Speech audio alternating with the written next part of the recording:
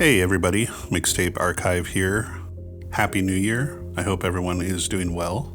I have a bit of a different video for you today. What I've done is I've gone through all the mixtapes I posted in 2024 and picked out what I think are the top 10. These are the ones that may not have the most likes or views, but they are certainly the tapes that I played the most and continue to play. So as we move down the list here, I'm going to provide a little bit of context as to why I chose that tape, and then we'll listen to a brief, 1 minute audio sample.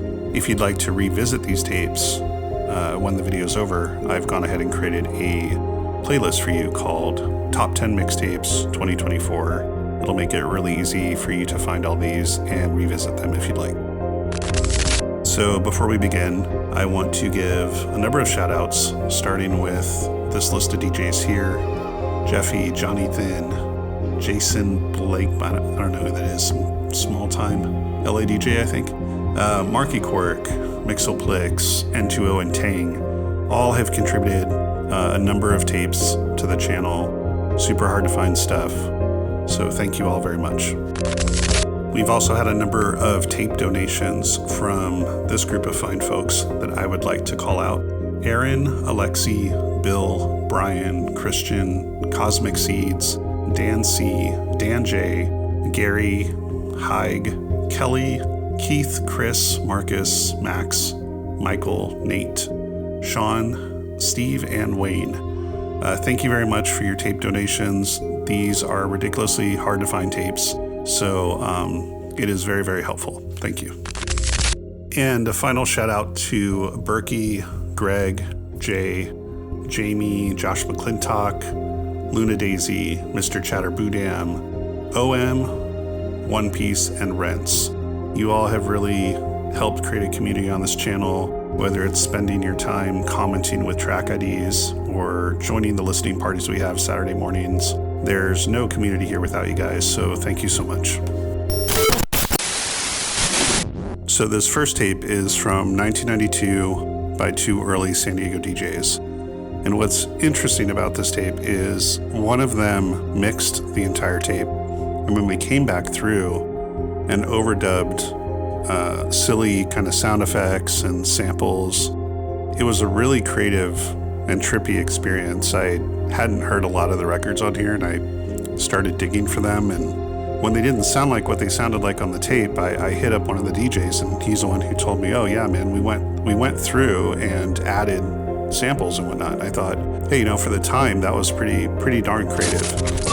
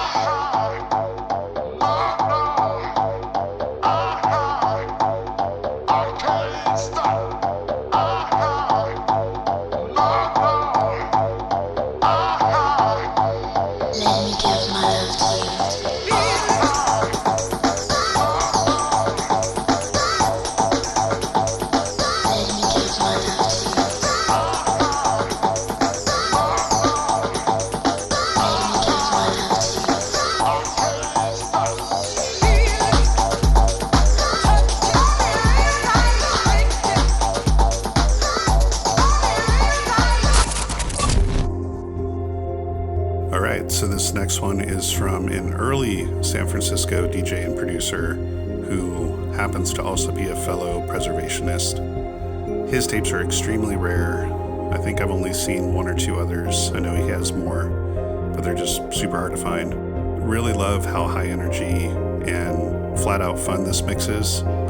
If this doesn't get you moving your ass, then you might not have a soul.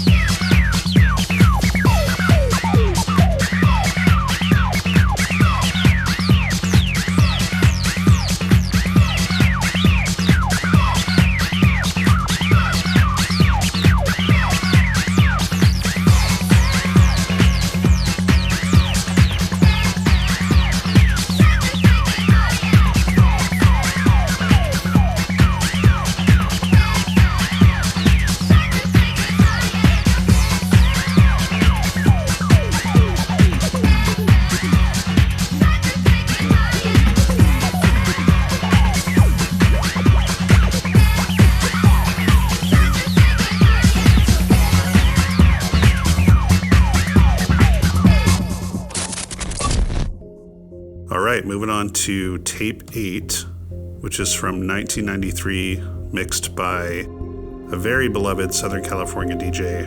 And one of the things that stuck out to me in this tape, the first time I played it, or I was ripping it actually, I had to hit stop and rewind on this track in this preview. I was so blown away by this track. I was like, what the hell is this? I'd never heard this before. And I think I saw someone ask about it in the comments too. One of the coolest things about mixtapes and really DJing in general is that you're always introduced to new music constantly. And I just find it so cool that in 2024 I can pop in this tape from 93 and just be thrown back by the track I'm hearing and, you know, sending me off on a wild goose chase trying to figure out what else has this artist produced.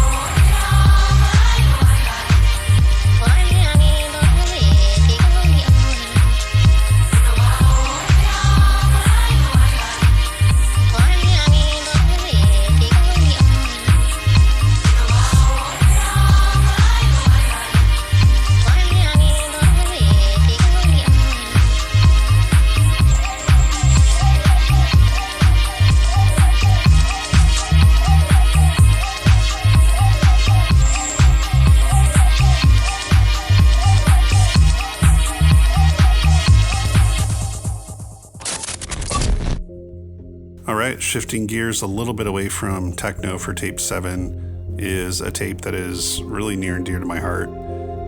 It's one of the 2 tapes I consider, the other being Demolition Pumpkin Squeeze music from Qbert, that sort of introduced me to this concept of original breaks and collecting 45s and finding the original breaks and that sort of thing. Shout out to my buddy Gary, who originally gave me this tape. This is one of those tapes that is constantly bootlegged on eBay and even Discogs. You'll see people creating their own labels for it and trying to sell it for ungodly amounts of money. Recently found an original copy of it, so I posted this, you know, not too, or pretty recent, I should say. One of my favorite turntablist tapes of all time by far, and definitely my favorite tape from this artist. You have to listen to this entire tape. It is absolutely essential listening.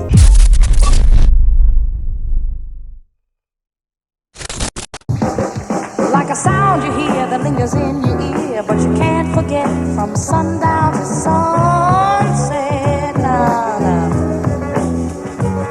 It's all in the air, you hear it everywhere. No matter what you do, it's gonna grab a hold on you. California soul.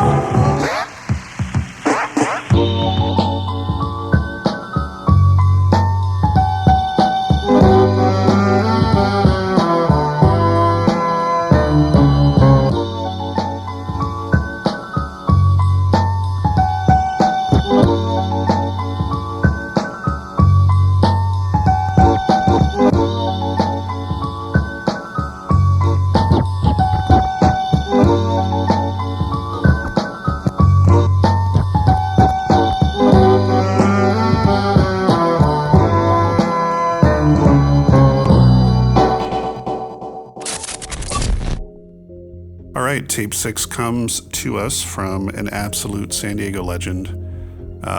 This one is 1992, 1993, and is a pretty special tape because it was mixed for a single individual. And I came to acquiring this tape through a weird series of events, but happy to share that I actually tracked the person down that this tape was meant for, or was created for, and working on getting it back to her. Really, really cool track progression on this. Shout out to Josh McClintock, who ID'd, I think, just about every track in the comments. It's just super eclectic track selection on this, way ahead of its time, in my opinion.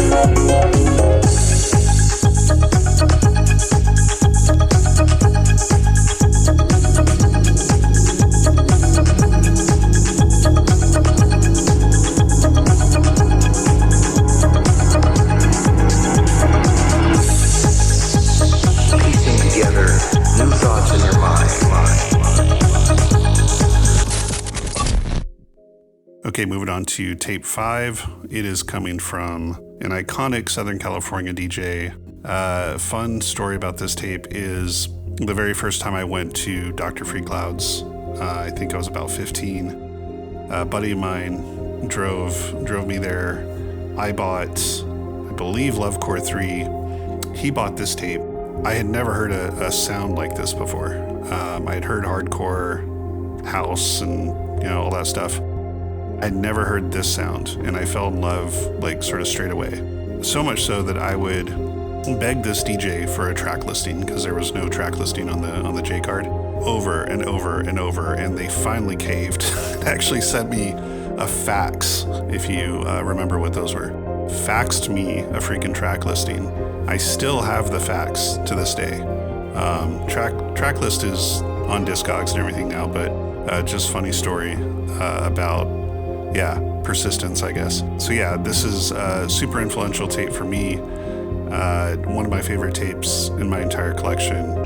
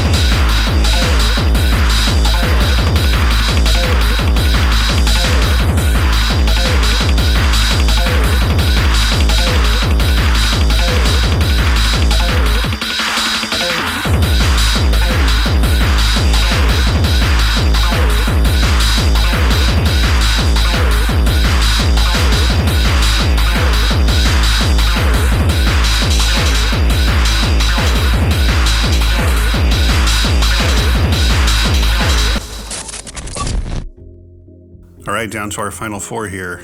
This next one is yet another legend out of Southern California. I credit him with not really introducing me, but getting me to like and really enjoy house music. There was one particular tape he released around 96, maybe 97. And after I heard that, I was like, okay, I get it.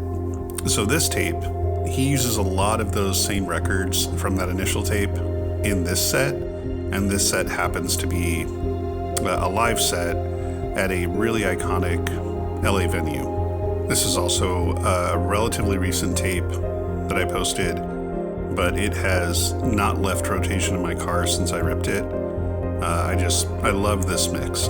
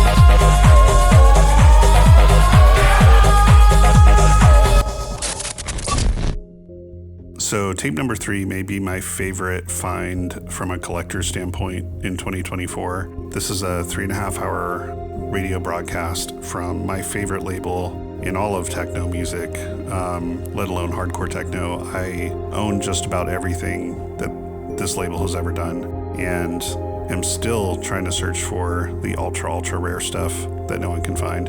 But this was quite a find. I've not seen this ever before, and there's a bunch of unreleased tracks on it. So yeah, this was quite a treat.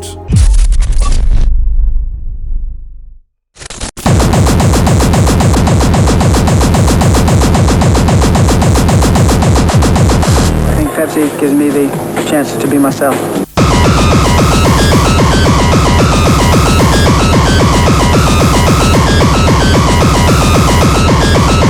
I think Pepsi gives me the chance to be myself.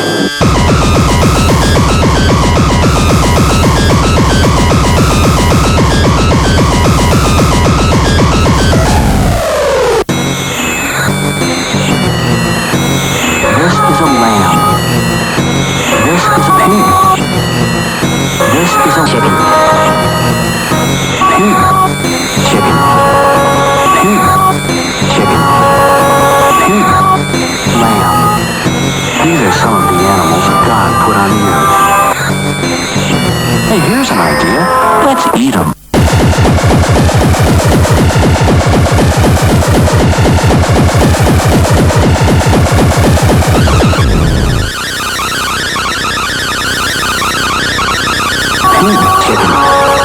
Let's eat them.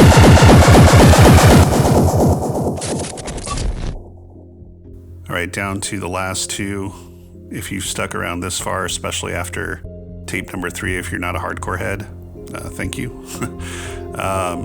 This decision was really tough. Both of these tapes could be number 1, could be my favorite tape of the year, without a doubt. I thought about doing a tie, and I just couldn't do that. So I will say for tape number 2, this has been getting played almost every day since I got it. It is an iconic San Diego DJ, and the most impressive part about this tape is that it is a live set at a club. So all the elements, if you've ever DJ'd at a club, makes it even that much more impressive with how clean it is. It is seriously one of the cleanest mixes I've heard in the genre ever, and it's a live set. So super groovy. I can't get enough of it. You really, really, really need to go and listen to this whole set if you haven't already.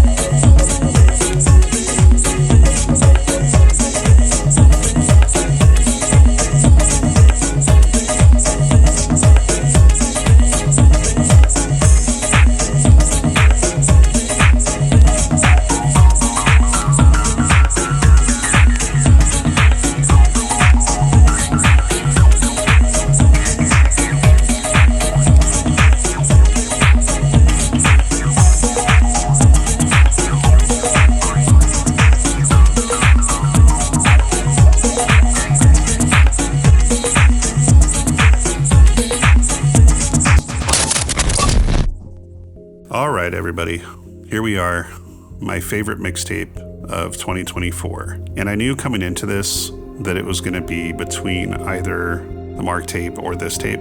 You really should go listen to that Mark tape, by the way. It's really, really good. You know, both tapes have great mixes. They're both creative. They're both from legends. They're both from OGs.